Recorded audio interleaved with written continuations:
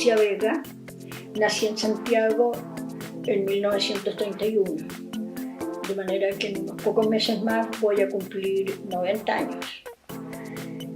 Y durante todo este tiempo he hecho muchas cosas, y entre ellas las más importantes para mí han sido las que están vinculadas con la enseñanza. Yo estudié en el Instituto Fílmico de la Universidad Católica, en el primer curso que se hizo de cine para estudiantes vinculados con la universidad.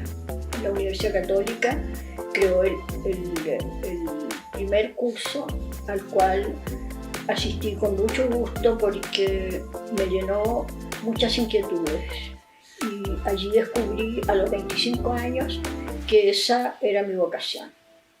Con el tiempo empecé a hacer clases en la misma Universidad Católica y en la misma Universidad de Chile, clases de cine. Y al paso de los años empecé a trabajar con niños por un periodo de la Iglesia Católica. Yo dirigí la Oficina Nacional de Cine. Y para esta organización tuve la oportunidad de crear y de dirigir 3 proyectos que para mí fueron muy importantes, porque cumplían con una serie de requisitos que eran valiosos en esa época. El primero de estos proyectos fue el Cineforo Escolar, que convocó a 40.000 niños de la región metropolitana que participaron en sesiones en el Cine Normandí, que yo lo arrendé con la plata que pagaban los ricos, y con ella hacíamos el trabajo con esos alumnos y luego con niños pobres que no podían pagar el mismo sistema, las mismas películas y las mismas posibilidades de expresión en esa sala en la cual cabían 900 personas. Este proyecto duró 5 años y fue muy exitoso, y tanto es así que el Cine Normandí pasó desde ese momento a llamarse Cinearte Normandí, porque después hubo varias instituciones que hicieron ahí trabajos de arte con cine. Luego creé también el proyecto de cursos para monitores de cineclub, al cual concurrieron dirigentes de distintas comunidades de la región metropolitana que siguieron cursos que duraban 5 meses durante 3 años, un curso cada año. Y también tuvieron un impacto importante porque era la primera vez que a la gente que estaba trabajando con el cine y que lo hacía intuitivamente pudiera tener una preparación formal y llevar a sus lugares de origen una tarea con más proyecciones. Ellos siempre lo agradecieron y yo pude comprobar que efectivamente distribuyeron en varias partes especialmente de poblaciones de Santiago, su quehacer serio y riguroso.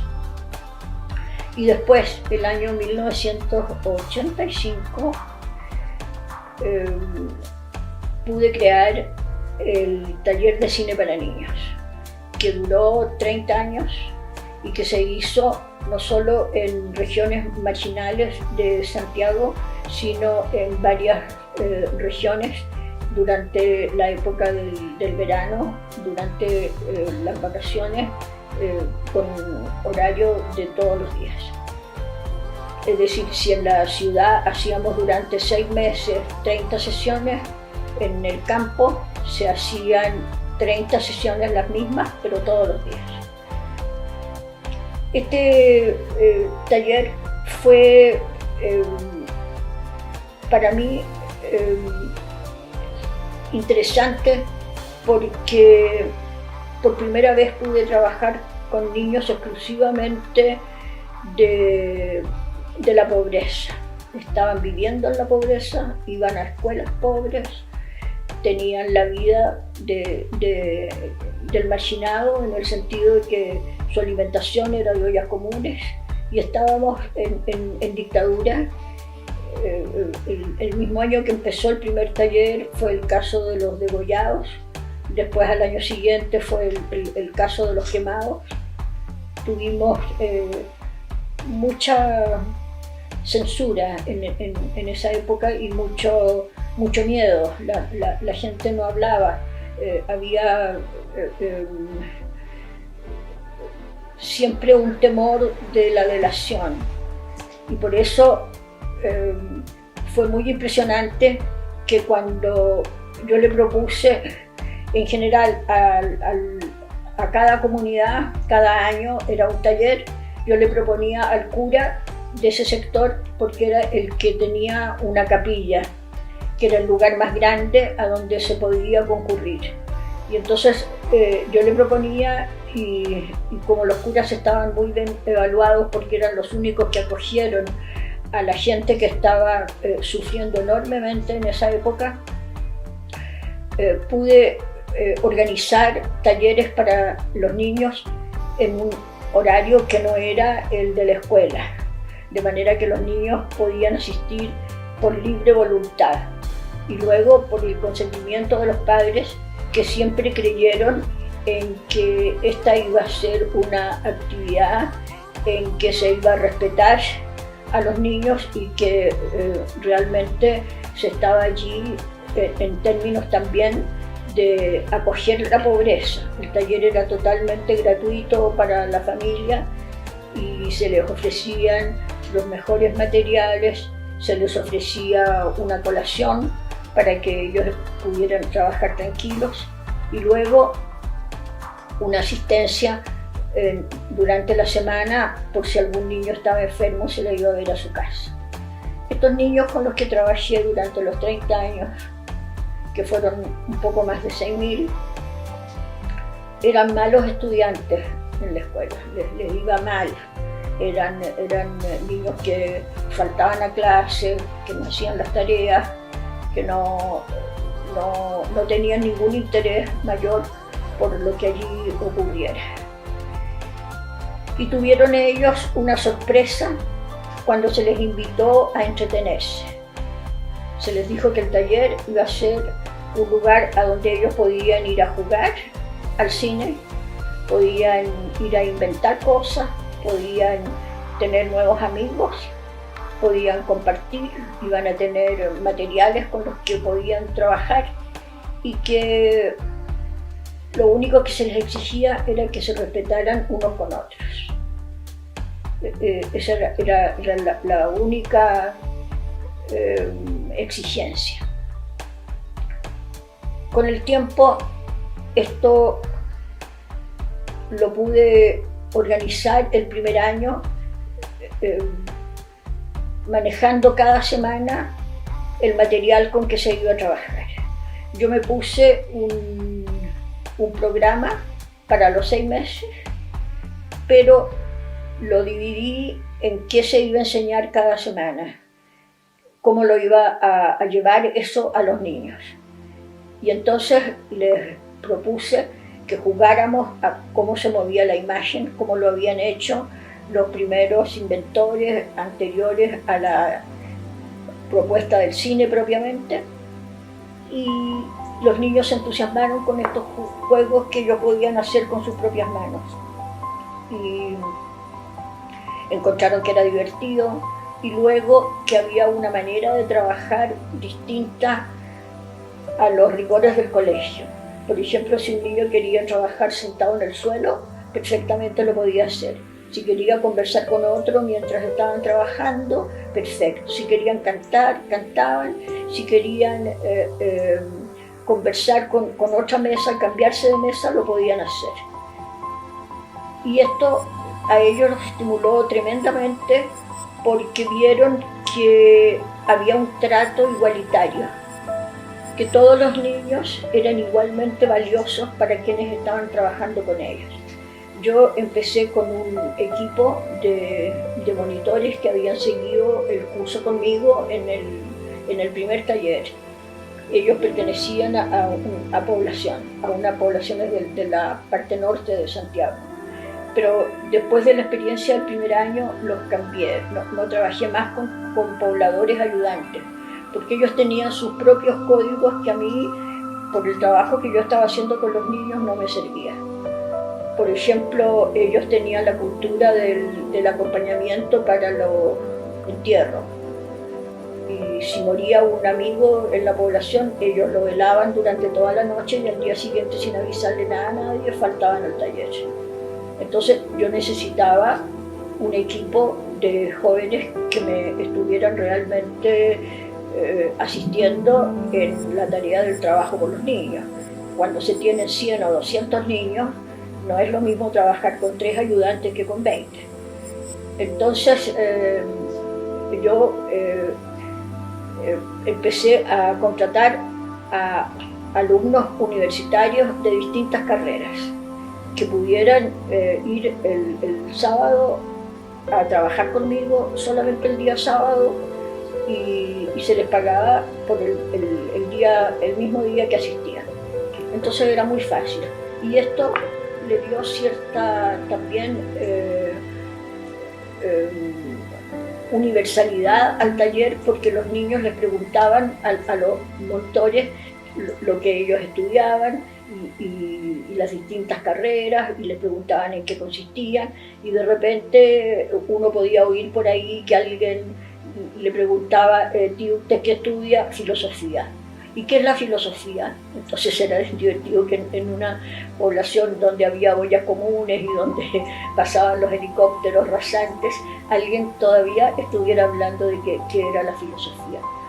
Bueno, así esto se fue acomodando de acuerdo a la realidad que había en las poblaciones donde yo trabajé.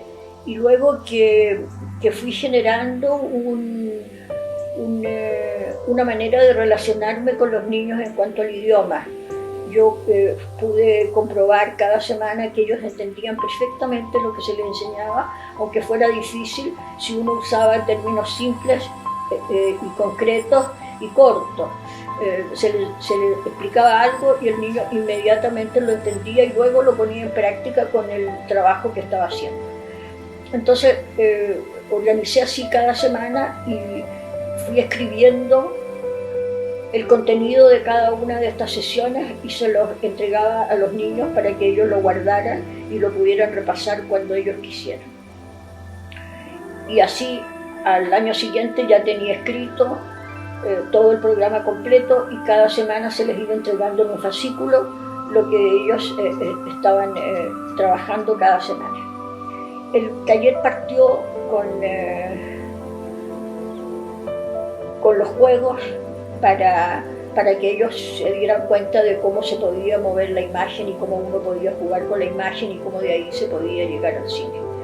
Y fue muy entretenido y se dio cuenta uno mismo que en cada sesión se podía aprender algo concreto, teóricamente y en la práctica.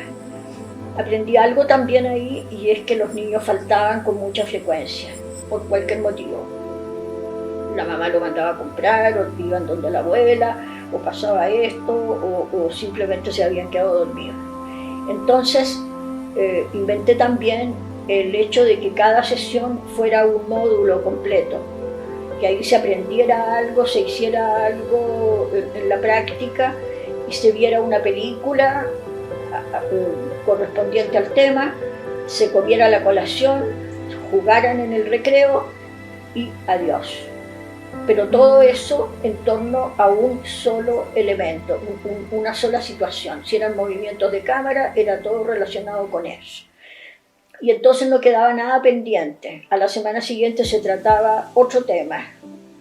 Y entonces el niño que había faltado 1 o 2 veces llegaba al taller y aprendía algo que era entero, una unidad que le permitía seguirla y que si a la semana siguiente por algún motivo volvía a faltar, tampoco le quedaba nada en suspenso. Y eso fue muy bueno porque los niños así siempre, cada semana, se sentían exactamente bien acogidos. Se terminaron en el taller los niños flojos y los niños aplicados. Con el tiempo, entonces, haciendo talleres cada año y en la época del año corrido y luego en el verano, se hicieron 35 talleres en total. Y cada año yo publiqué para el interior de la gente que había participado en el taller una edición privada en fotocopia, evaluaciones como esta de lo que había ocurrido en el año, cómo se había gestado el taller, cuántos niños habían asistido, quiénes eran, cuál había sido la opinión de los niños, cómo habían trabajado, en qué se diferenciaron de otros, qué juegos habían resultado mejores que otros, en fin. Cuando el último taller de niños se hizo el año 2015, porque yo ya tenía más años, mis manos me fallaban como para cortar o preparar muchos trabajos, entonces decidí que ya había llegado una época para ponerle fin a mi presencia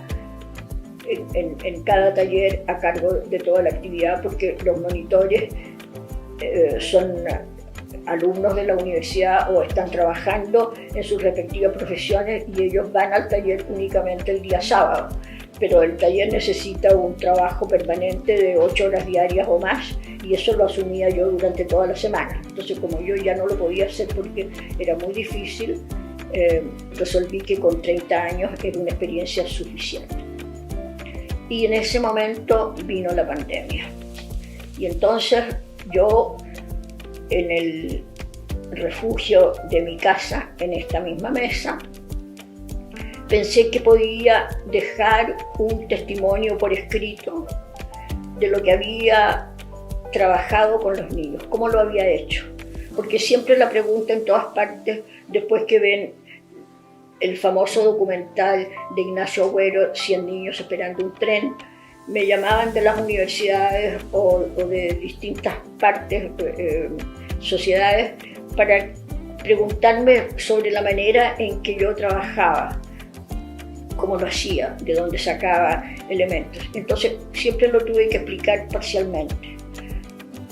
Y pensé que así como la gente se informó a través de la película de lo que nosotros estábamos haciendo en el silencio de la privacidad de una capilla o de una escuela, pudieran verse más claramente para que fuera inspiración de muchos. Y por eso pensé que podía escribir unos cuadernos exactamente como yo iba creando esto a través de los años, como lo había hecho. Y entonces pensé que podíamos hacer unos cuadernos que se llamarían simplemente Cuadernos de Alicia, que fue sobre los 12 juegos que se hicieron en cada taller. Esto es exactamente lo que se hizo. Todo esto es un testimonio de una obra realizada.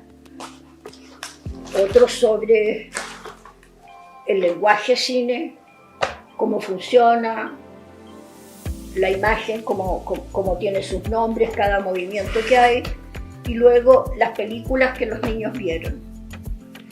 Entonces, esto lo escribí a mano, porque es mi manera de expresarme. Y escrito así, de que es los juegos. Primero expliqué lo que era la imagen y entonces va escrito a mano como un cuaderno y entonces exactamente lo que yo les decía a los niños cada año en cada taller.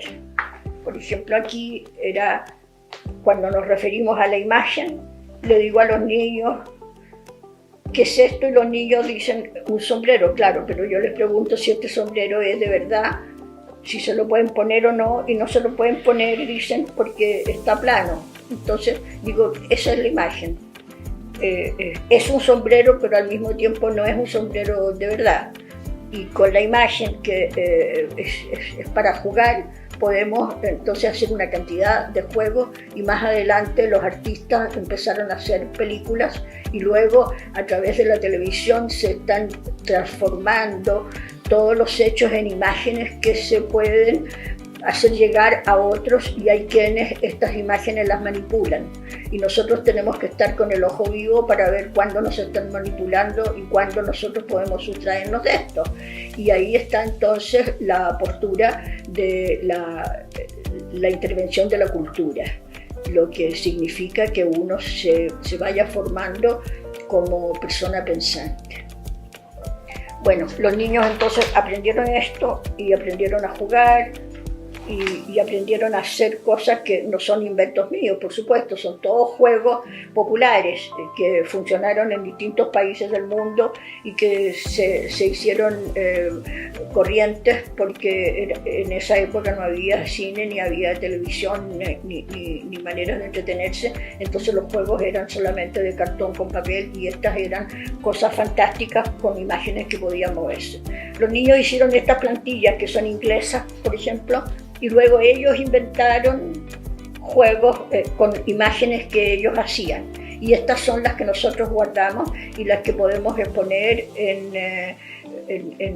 recintos para que todo el mundo las pueda ver y admirar, como niños que tenían una formación de la escuela muy pobre y muy pocos recursos en la escuela y en su casa, cuando tenían los materiales podían hacer verdaderas obras de arte y con absoluta creatividad. Yo le tengo una gran admiración a la gente que es capaz de sobreponerse a la miseria y despertar, tener todavía el cariño por sí mismo para demostrar que se puede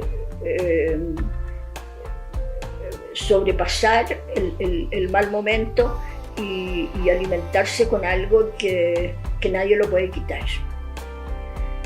Bien, estos libros, este es el referente a los juegos, y este es en cuanto a cómo se maneja la imagen que tiene puntuaciones, que tiene alturas, el nivel de cámara, que va con sus dibujos. Aquí hay una panorámica, por ejemplo, en que va un personaje desplazado, y todo esto se lo fui inventando, mostrando a los niños lo que era tener una cámara en la mano, y esto a través de lo que se les enseñó a los niños, exactamente es lo que pasó en cada taller. Y luego tenemos el tercer cuaderno, que es sobre las películas que los niños vieron. En realidad, los niños en los 30 años que duró el taller vieron los distintos grupos 80 películas. Y de ellas yo seleccioné 22, que son las que aparecen aquí, con su autor y con los intérpretes, y con la reacción de los niños y lo que ellos respondieron, a veces con dibujos, otras veces con palabras, y cómo se refirieron a lo que habían visto. Y esto es muy importante porque para los niños el taller fue una manera de acercarse al mundo, de sentirse unidos con otras personas. El 80% de los niños no había ido nunca al cine, o a veces el 90%, en el campo a veces había grupos enteros que no habían ido nunca al cine. Y nosotros les proyectamos por primera vez en su vida películas en formato de 16 milímetros, y luego les hicimos tener la sensación de estar formando un público. Los niños veían, bueno, antes muy pocos tenían televisores, después se hizo más corriente, pero el niño tenía esa experiencia de un televisor en que estaba la imagen a veces no muy buena, y luego el ruido ambiente y todas las personas circulando por encima de la imagen. Nosotros les mostramos una sala de cine perfectamente oscurecida, con una silla para cada uno, con un telón perfecto, en el cual había una maravillosa imagen que les mostraba una película completa sin interrupciones de comerciales. Es decir, los niños por primera vez pudieron acercarse a un realizador de cine y vivir el mismo tiempo que él le había dado a su obra en la práctica de recepción. Un acto de justicia intelectual, del niño ser considerado como una persona valiosa, que no es solamente un elemento del cual se puede disponer para que compre tal cosa o venda tal otra. Y esa ha sido entonces la forma en que queremos que estos cuadernos lleguen y puedan ser una forma de acercamiento a las personas que están iniciándose o que han trabajado o que puedan recuperar algo de lo que nosotros con tanto cariño le dimos a los niños durante tantos años.